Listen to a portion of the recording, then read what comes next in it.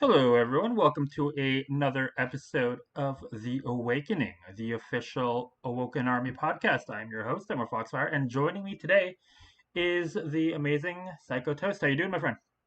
Yo, I'm doing good. What's up? How y'all doing? How y'all doing? I'm doing pretty good, pretty good. So let's just jump right into it. So, All right. PsychoToast, that's a very interesting name. How did you come up with that? What's the origin behind that name? Well, the origin behind the PsychoToast name. So, back when I used to have a Facebook a long time ago, like those random, uh, like name generator things that'll pop up. It's just like a picture post that'll be like, uh, your birth month is this part, the day is this month, and your last name is this part. Yep. Uh, well, around the time that I was trying to find a new gamer tag, I came across one of those. And it came out something like the psychotic toaster is like my thing. And I was like, well, yeah, I'll roll with that. That sounds kind of cool. But Was it that wouldn't what it? fit. It was too long. And so like I just kind of like tweaked it and shortened it out and it came to PsychoToast. And then the 2690 part came from the numbers that the Xbox gave me. Okay. Okay. So I was like, that'd just be the easiest way to find everything. I remember those word things that when it comes to Pokemon things. Like there was one where it was your date of birth and your month of birth are your rap name, and mine was Little Bagel, and I was like, okay, I accept that. Right? So when it I mean, comes hell yeah. Damn right. So when it comes to names, were there any other options that you were thinking of, or did you go based solely on the name generator? I was exploring a lot of different things. I was kind of like looking around, like I don't know. Whenever it comes to me, like coming up with a name for something, I'll just immediately draw blanks. Okay, I'm the same way, honestly. Yeah, like I will start like I can't think of anything or anything like that. And I was even like looking around the room, stuff like think of anything. And then that came up, and I was like, well, I think I could go with that. That sounds pretty cool. It rolls off the tongue pretty nice. Okay. I feel like it's something I could create an identity behind. Yeah, there's definitely some branding just in the name itself that you could work around. Easier Right. it's easier to brand around a name like that because there's so many different ways you can go with that.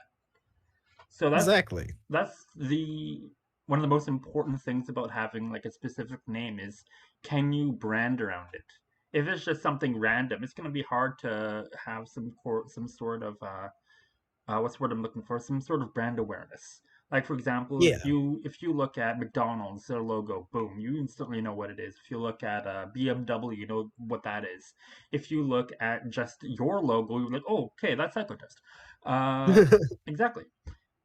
So Exactly. brand awareness is very important. It's something that a lot of people don't take seriously, which is a problem. But Yeah. uh, let's talk about streaming in general. All How right. did you get involved with streaming? Did you have any sort of influences? Yeah, it has some influences for sure. At the time when I started streaming, I was going through a lot of life changes, a lot of difficulties and stuff. And I had two friends specifically that had been streaming for a little while.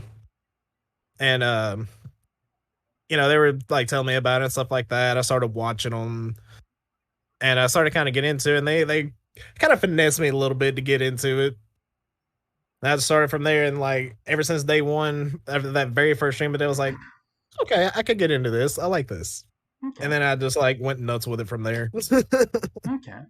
What do you say has been your favorite memory of streaming from when you started to where you are now? If you had to pick like your top five favorite memories, what would they be? Ooh, top five favorite memories. Hmm. I would say I'll go from like bottom top. Number five would probably be when I hit 100 followers. So that felt like a really big accomplishment to me. Yeah. And then I'd say the fourth one would probably be just meaning like a lot of the general people that I play games with now or co-stream with or anything like that. Just a lot of the amazing people in all the communities and stuff like that. That's just been amazing in any way, shape, form, or fashion. Yeah. I've loved that. Um, I would say number three was my very first hype train. Ooh, those are fun. That was, yeah, that was very special. What were you playing I when that will. happened? Give me the Let's scenario. see. Give me the story. How did that happen? What were you doing? Where were you? What were you playing? What was the emotion like with your first hype train? See, I was either playing. I want to say I was either playing Arceus or GTA. It was one of those two. But I think there was probably about. It started with about 5 or 6 people in chat. That I had a couple of friends come in. They dropped some subs, dropped a couple of bits, cheered me on, stuff like that. I was really starting to hype some stuff up. And I was very appreciative of that. I was just going along with it, just having an awesome stream. And then I look up and I'd seen like this little notification pop up in the chat bar that I'd never seen before. It was like hype train getting close. I was like, wait, what? I was in there reading it and looking at it like on piece. I was like, what's it? I was like, hype train incoming. What the hell? And then chat just blows up. And then before I know it, there's like 10, 15 people in chat going fucking crazy. That's insane. Bits going everywhere, subs, gifted subs. And it went all the way to level 5. Damn. And I remember looking at it just in shock and awe at every single level that it got to. Like I was just amazed that it even got to one period. Much less like getting all the way to level 5. I was just blown away. I was like, oh my god, guys. You're gonna make That's me cry. intense. Now, those kinds of Like, it was things, those kinds of things are just amazing. Just because you can see the support that people have for you. That are just like the most important thing a streamer can get from a viewer is time, and the fact that absolutely. people want to spend their time and even go beyond that is incredible. So, congratulations on that. Absolutely. Yeah, I was very much humble that night. I thank them every day for it. And if I ever like blew up and got big, I will remember that to the very end of the day. I will never forget those people from that Hmm. very night. Hmm. So, Like, I'll take that to the end. what about your top two? Top two. I'd say the second one was probably the day I hit affiliate. Ooh, that's a story. Let's hear it. The day I hit affiliate, it was right after I joined the Woken Army. Because I was like, I think when I joined the Woken, I want to say I was somewhat like right around that 50 follower mark and really close to it, anyways. And I remember being really close, like every day getting that email. It would be like at 2 average viewers and then 2.1, 2.2, 2.3. It would go up like every day, just a little bit at a time. Yeah. And then it jumped up to like 2.5, and then it skipped to 2.8 and 2.9, and then like 2.95. And I'm like, oh, come on. Maybe like 2.99, and then finally that day came and I got the email, filled out the application and all that stuff. And Khaleesi was my very first subscriber. Aw, So shout out to Cal. Thank you so much. she's a gem. I still remember. She's a freaking gem, that one. What about Absolutely. your top favorite memory? Number one. Number one was joining the Woken Army. Why? 100%. Absolutely. Why is that? Why is it? Yeah. Well, at first, like, I never thought that, like, I would ever be good enough to join a team in any kind of way, shape, form, or fashion. Just like my personal opinion on myself. And I was like so new to streaming, so new to everything. Yeah. And then I came across y'all, and it was just like the most welcoming thing I've ever been a part of. Like, just the most, like, like, you're like the best bunch of people that I've met so far into anything.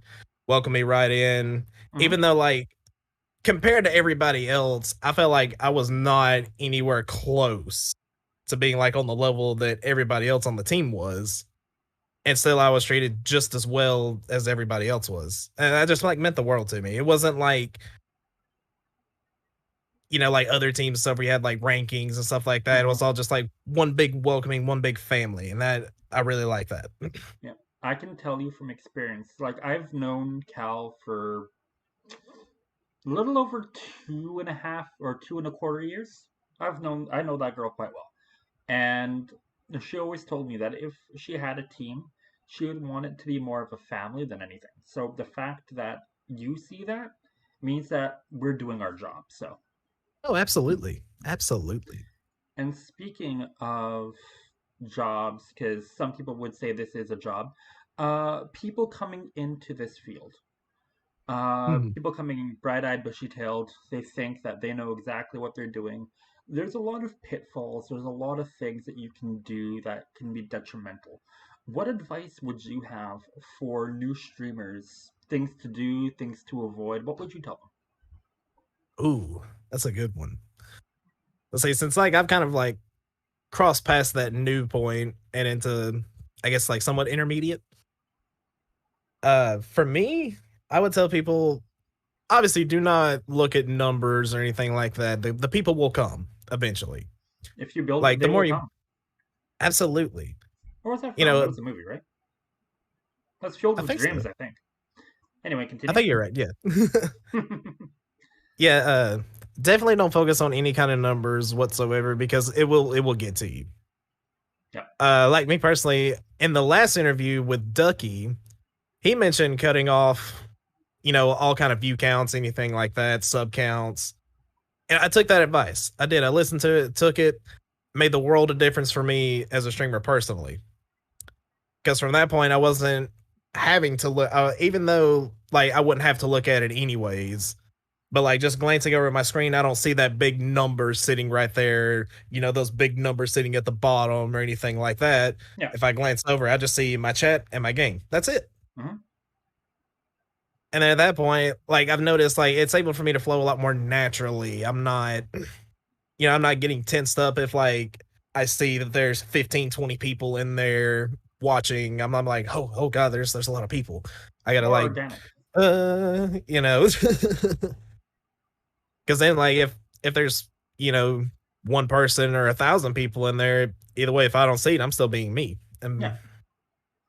Gives I'm not you gonna focus on that. gives you a chance to be more organic. Absolutely, absolutely, and like ever since then, it's been great. That would be one thing. Another thing is networking. Definitely be careful who you network with. Hmm. If you're looking to network with like a specific group or a specific set of streamers, I would recommend hanging around for a little bit before you really try to like go after it or like really introduce yourself. Like I would just kind of sit back and lurk and watch the streamer, watch their chat, see how they interact, see how their chat interacts. Because Yeah.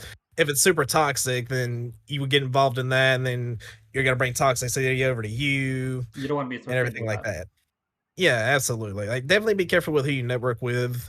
And some people, in that sense as well, some people are only in it for themselves. And if you try to network with them, they will use you to get ahead themselves.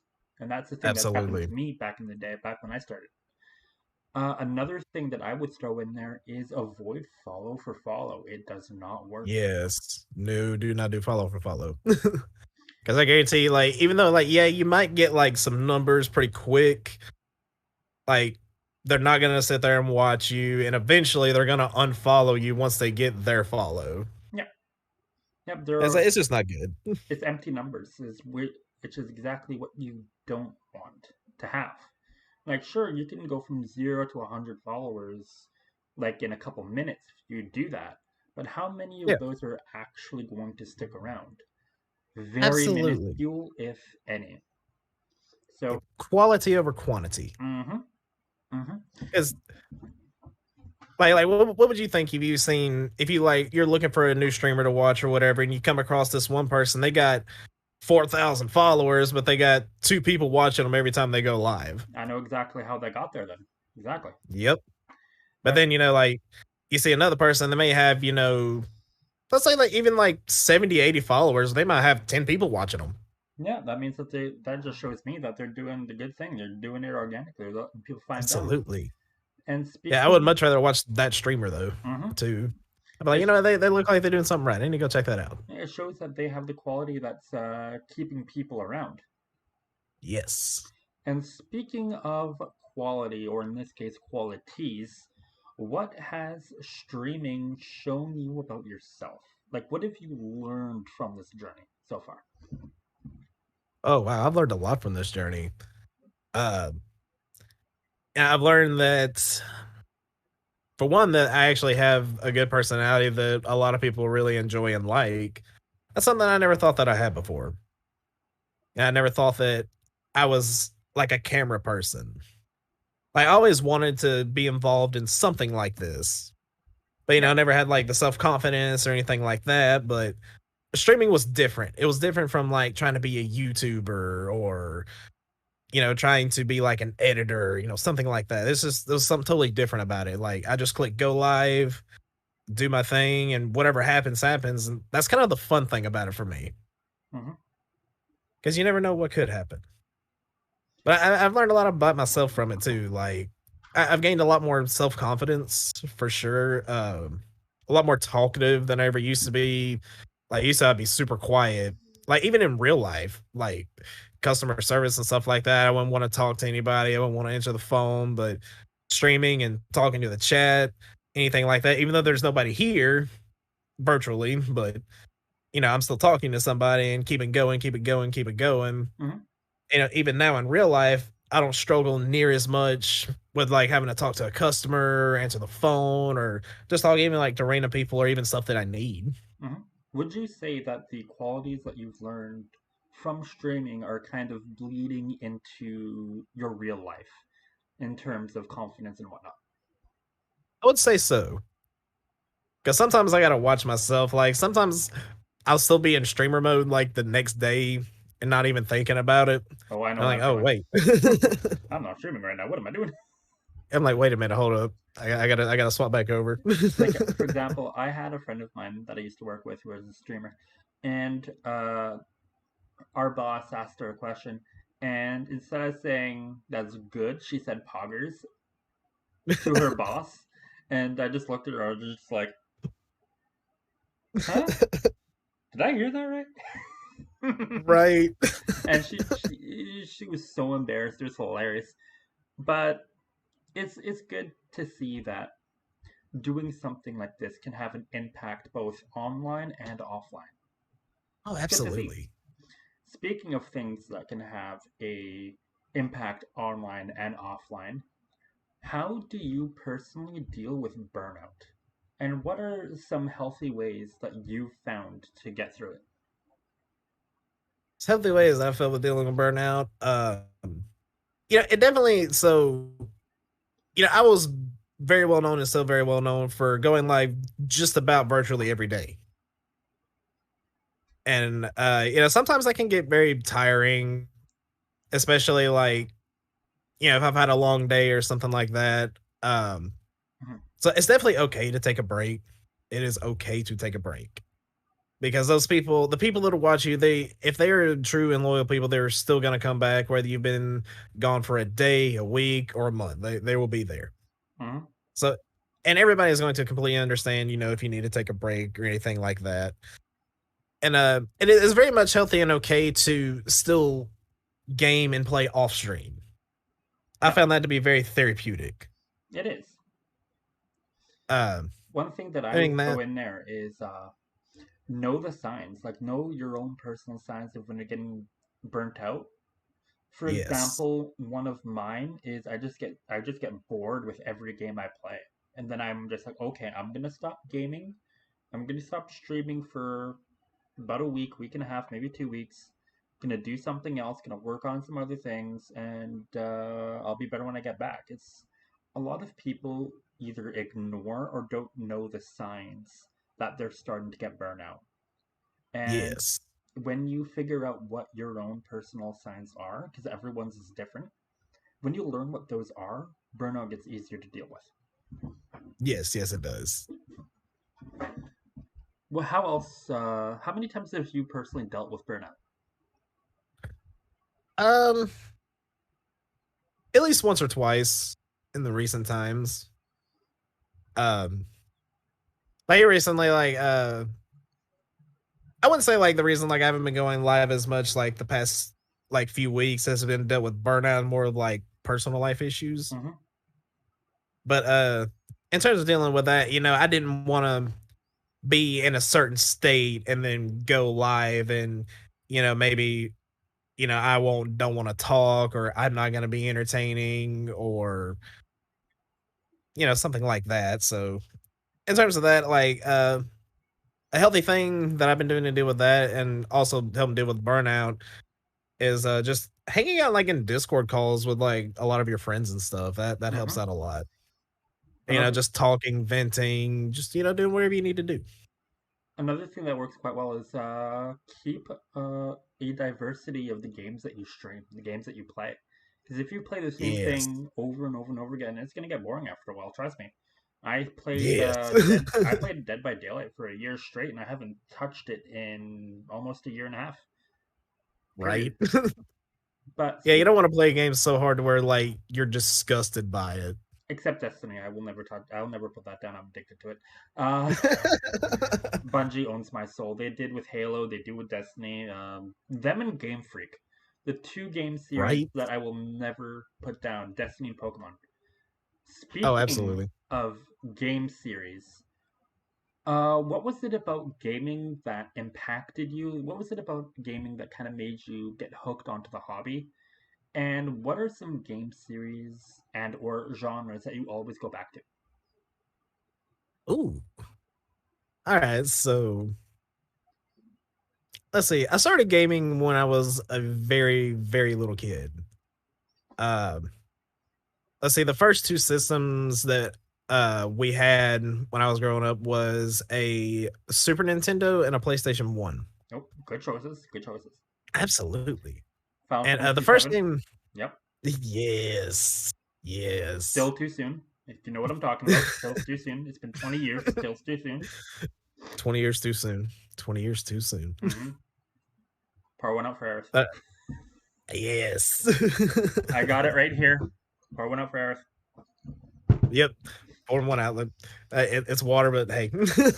Yeah, mine's rum. I got it eating next to me. Good man. But let's see, the first game that I really remember playing was Lego Racers for the PlayStation 1. I've heard of that. Uh, I played that with my dad a lot, and then it moved on to the Spider-Man games that were on PlayStation 1. And then Spider-Man 2 is the greatest, uh by the way. yes, Spider-Man 2 is the best one. Hands down. Loved it. Do you remember the I pizza minigame where you're swinging around having to deliver pizza? yes. I love doing that. That was like so much fun. I wish they did that in the new one, in the Spider-Man game for the PS5 or PS4. I wish they did that because that would have been hilarious. Should have. They should have. They should have made it where we could deliver pizza. That was the best. With the theme song in it. That was great. Oh my god. It was. Those were the best days. Honestly, those days when it comes to gaming, those days were the greatest. Oh, So, absolutely. Hands down.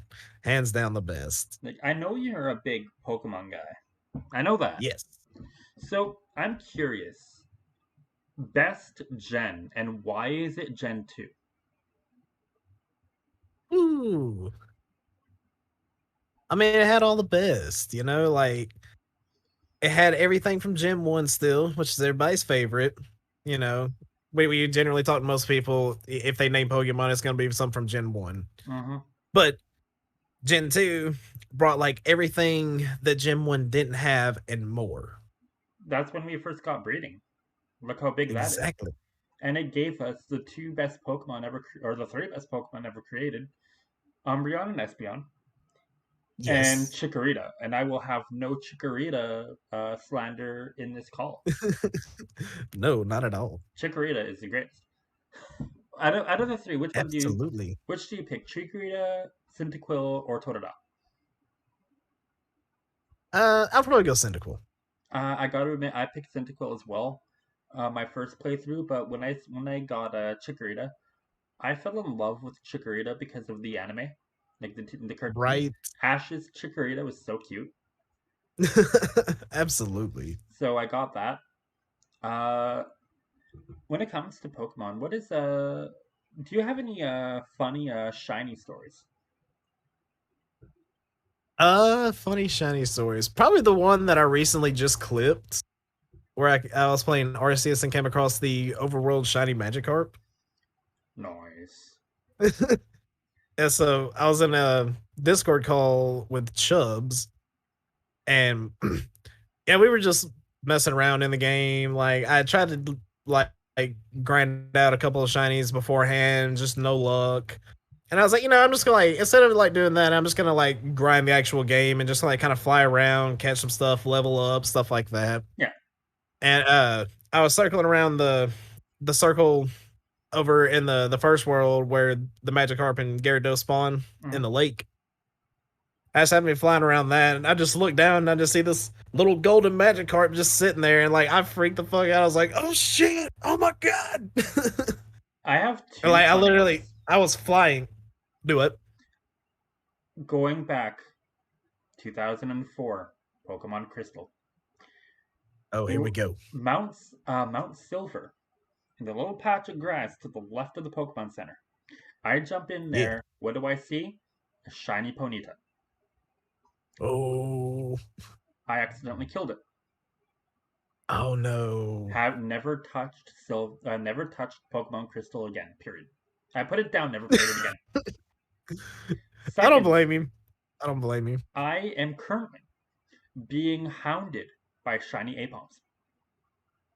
Oh I my have god. found 10 of them.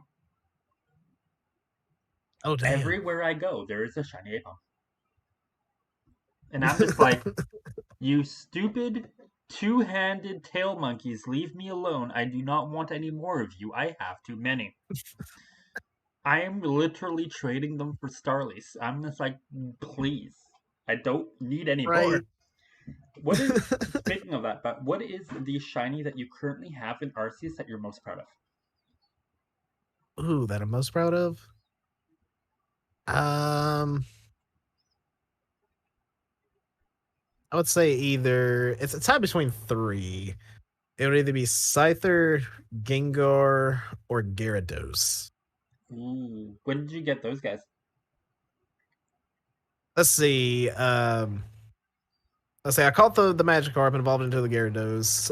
The Scyther was given to me from a friend of mine, and the Gengar the same way. Okay.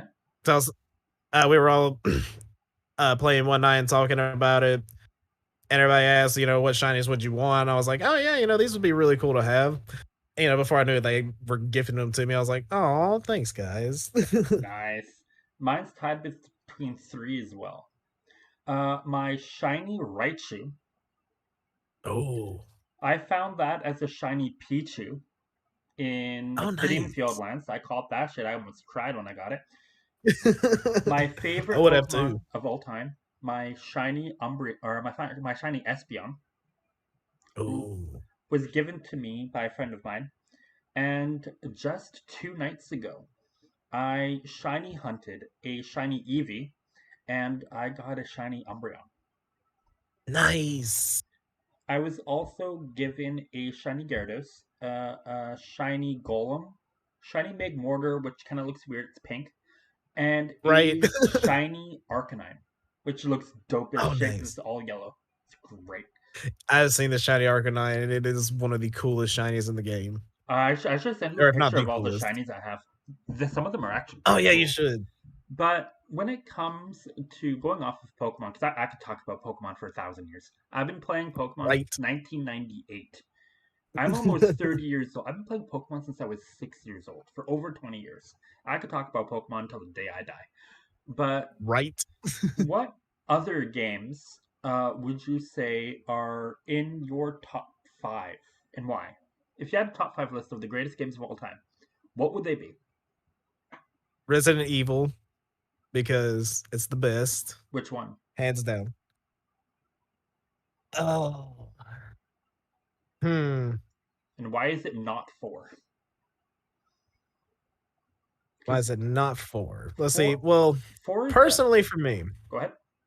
personally for me, and there's a big reasoning behind it, but 5 was my favorite. Okay, I can understand 5.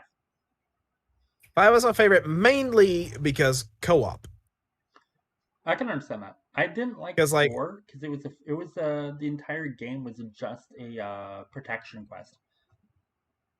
essentially. Yeah, stupid I Ashley. enjoyed it though. Like it was the 4 was a big groundbreaker though, because that's when it completely changed the style of it. Is when you went from over the head to third person view, Hmm.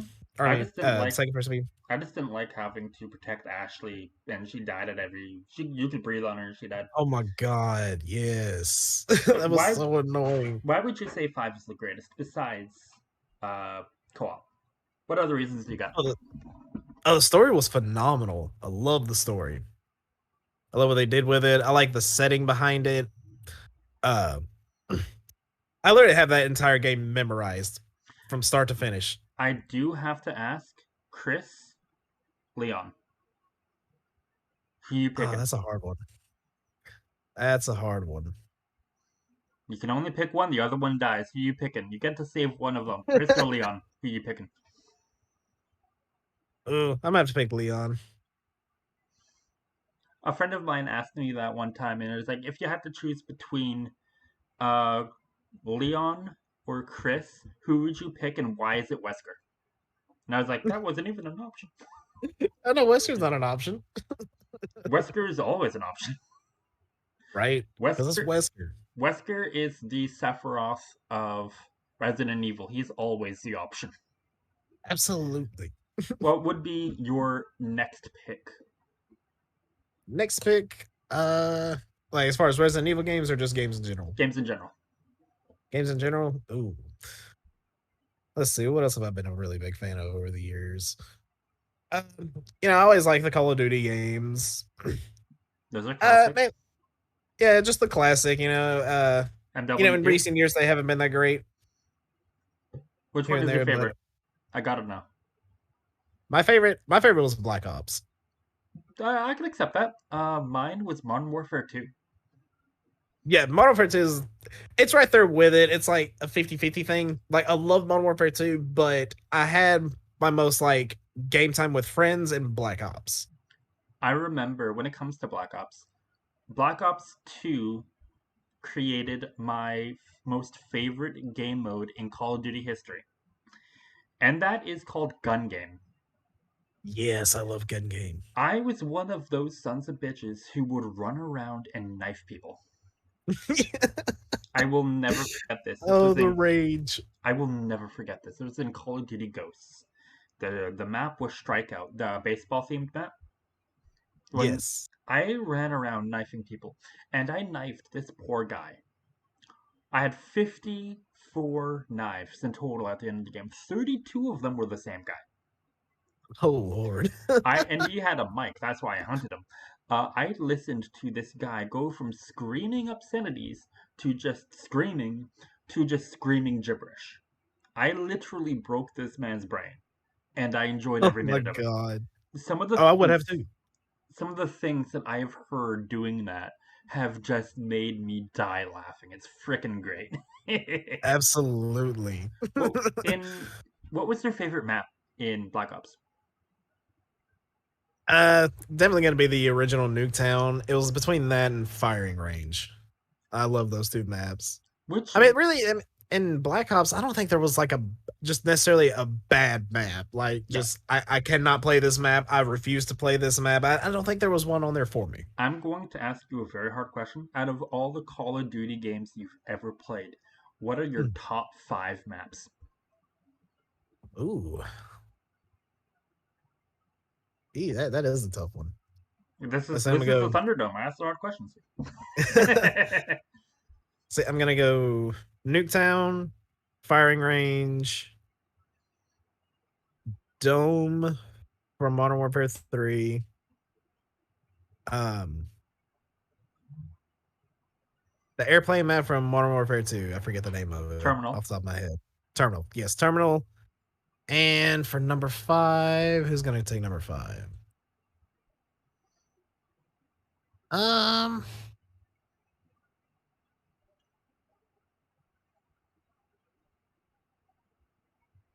I'm gonna say Hard question, eh? that's a hard question. I'm sitting here trying to think, like, dang, what's the 5th one? Hmm. It's gonna be another Black Ops map, Summit. Summit's Summit. good. I had some good matches That was on very Summit. good. Mine mostly are from Modern Warfare 2, but in no particular order. You got Yacht from Modern Warfare 2, or from Black Ops 2. That's a good one. Yacht's a good one. High Rise from Modern Warfare 2. It's another good one. Terminal. Terminal's awesome. Sub Base, the map where I got my first nuke. Oh, And for my 5th one, I would probably go Favela. oh, nice. Nice, Those are nice, nice. my top 5. So what's the next? What is number 3 in no particular order of your top games of all time? What do you got? Top games of all time. Number 3, Burger King Uh, foot lettuce. I had to do it.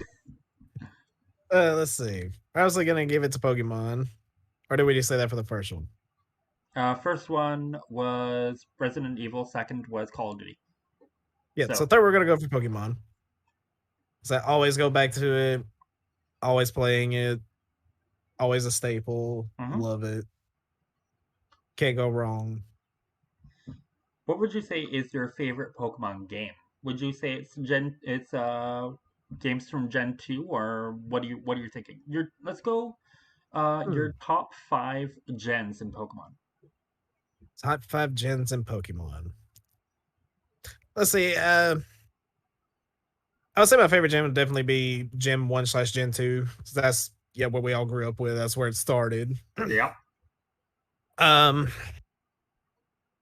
so Gen 1, Gen 2, Gen 4. Gen 4 was Torchic, right? Yes. Yeah. I could be wrong. I can't remember anything after Gen 2. I know there's a lot too. There's so much. Yeah. Um, Gen 7, 6, and 8. Mine would definitely go. Phone, stop screaming at me. I'm recording. Uh, Stupid phone. I will throw you against the wall. My top 5 are easily 2, 1, 4, 3, 5. Oh yes, absolutely. 2, 1, 4, 3, 5. What about number 2 in no particular order? Best game you've ever played? So number 2, best games. Hmm. What's yes, anything Dragon Ball Z. I never remember which one it was, but I believe it was one of the Bukaichi series. The one where the story mode took place on like a game board. Uh, uh, Budokai 2. Budokai 2. Yes, That one's my favorite one. that is a really good one. I have that one over there. Uh, I know a lot of people didn't like it. A lot of people don't talk about it just because how different it was from the first and the third. But it was a really good one. What would you say is the biggest flop of Dragon Ball Z games? Because there has been a few. It's hard to do a Dragon Ball Z game right. Yes. What would you say has been the biggest flop for DBZ games? Ooh. Um, Probably Sagas. I was thinking that, yeah. That one flopped pretty hard, mainly because a lot of them, like when it came out, all the other Dragon Ball Z games kind of had this same formula that it stuck to and the same fighting mechanics. Yeah. So generally, they were pretty well received, especially from just fans of the show. And then Sagas came in and was just totally different, and which is not really a bad way, but bad timing. The way I that I would think. describe Sagas is it was the precursor to what Kakarot would become years later. Yes.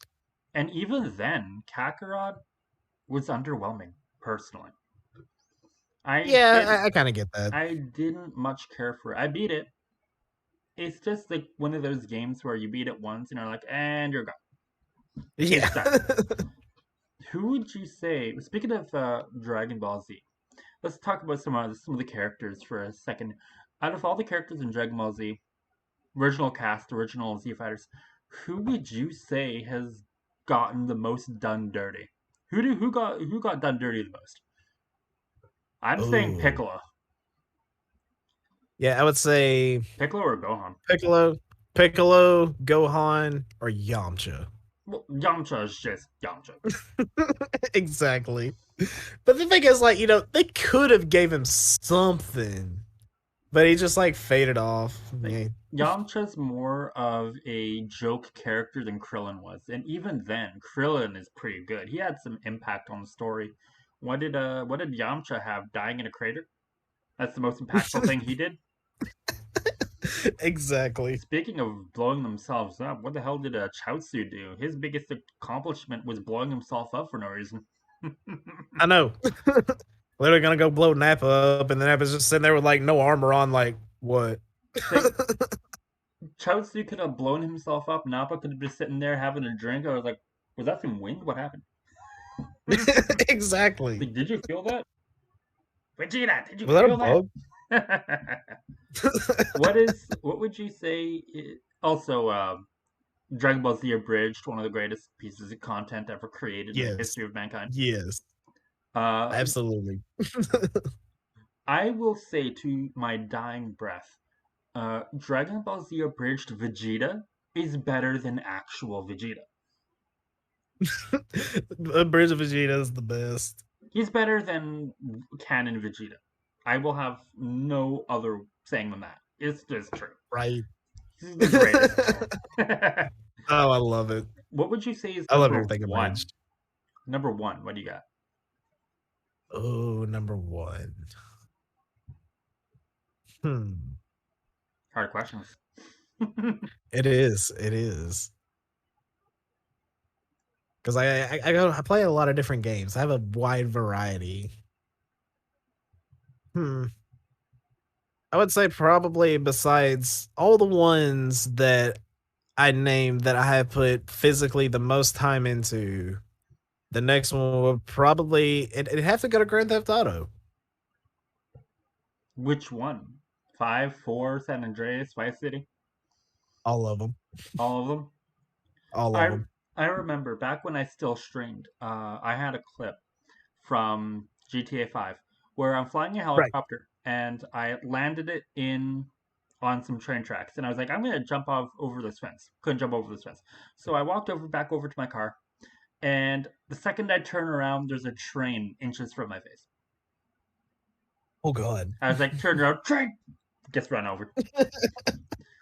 That was freaking hilarious. That's hilarious. Speaking of GTA, what are your thoughts on things like GTA RP and like how versatile the concept of GTA is? Oh, I love it. I love the idea of GTA RP. I haven't gotten in it. I haven't dove into myself personally yet. I think I might eventually try that out. But it's really cool because it's almost like watching a little TV show. Hmm. If it's done correctly, if it's done right. I actually have done GTA RP. I played a district attorney, as I Oh, actually really? do have legal knowledge, legal training. Nice. But yeah, did you hear about the fact that GTA 6 is potentially in development? Yes. I'm wondering what That they're is. gonna do with that. Like, how are they No, going there's. to outshine GTA 5, which is one of the greatest like grossing games ever made? Oh, absolutely. From the rumors that I've heard, I heard that it's gonna be just a story, and it's not really like it's not gonna tie into GTA Online. Like GTA Online is gonna be a separate thing, and then six is gonna be just like another story. Hmm. And I want to say, it's all rumors right now, but it's supposed to take place after five. Okay, So I'm very curious to see what they do. Which there's a lot left to be revealed about it. okay. It's good to looking to keep an eye on development and whatnot. Right. Uh, I'm looking forward to it personally. Me Uh, too. Me too. so let's talk about teams for a little bit. What are some All right. qualities in your estimations? Like, what qualities does a good team have? Ooh. Hmm. That's a good question. Let's see. Definitely. The people in the team itself. Like, as you want to have a team full of friendly, good people. Yeah, Because if you have just a team full of shitty people, it's not going to be a lot of fun. yeah. Um, being active. That's pretty good quality. I would think. Like, not every single person has to be active, obviously, but just having people that are active within the team. That's funny. I find it funny. It's like a lot of people need to be active, and I'm don't need to be active, and I'm just like, yeah, I'm not really. I mean, hey, it's okay, like everybody's got their own thing to do, so Oh yeah. and life gets in the way Hmm. of a lot of things. Indeed, it does. So, what drew you specifically to wanting to be a part of the Woken Army, and how has your experience on the team been so far? So Khaleesi's what drove me to want to be in the Woken Army, because when I met her, I dropped by her stream, and I would just really like the vibe. Everybody was just extremely nice, just chill, and it was just a really fun atmosphere to be around. A very warming, welcoming atmosphere. Hmm. And so I followed her, from all that, and I seen that she was on a team, and I was like, "Oh, hey, cool, I'll check it out." And they were looking for people. I'm like, well, if Khaleesi's on this team, then surely, it's full of like good people, and Hmm. that's something that I want to be a part of. Like, just good, humble people, Yeah, there's a and lot I of. have definitely found that. Well, glad to hear that. There's a lot of Absolutely. people who kind of take teams for granted. They're like, what can you do to help us grow together rather than how a lot of people are is what can you do for me kind of thing, you know? The fact that Yeah. we grow together is a good thing. It's a thing that a lot of teams don't have.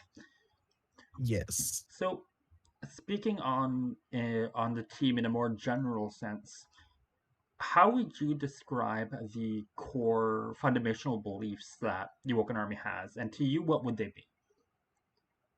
Core fundamental beliefs. Yeah, Like, basically, like, what are we all about? yeah.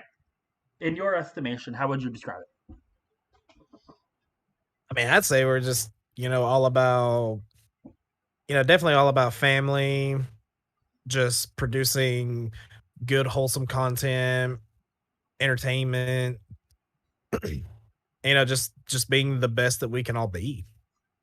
That's a good answer. I would say it's like family is more important than anything for us. I would say Oh, 100%. it's like we fail together, we succeed together. That's a lot of Oh, things a yeah. lot of teams can't say. Speaking of family, another thing that you could say is family is one's community.